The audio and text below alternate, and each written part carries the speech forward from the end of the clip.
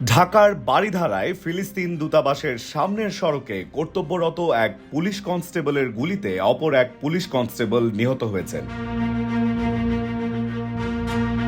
এছাড়া তার গুলিতে জাপান দূতাবাসের এক গাড়ি চালক সহ আরও দুজন গুলিবিদ্ধ হয়েছেন।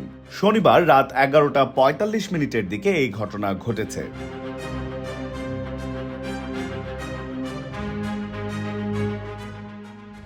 গুলিবিদ্ধ কনস্টেবলের মরদেহ রাস্তার উপরেই পড়েছিল। পুলিশ জানায় অভিযুক্ত কনস্টেবল কাউসার পুলিশ হেফাজতে রয়েছেন।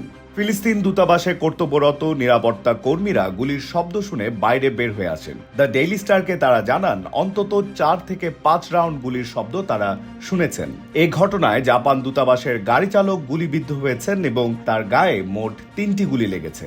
এছাড়া আরও একজন পথচারী গুলিবিদ্ধ হয়েছেন।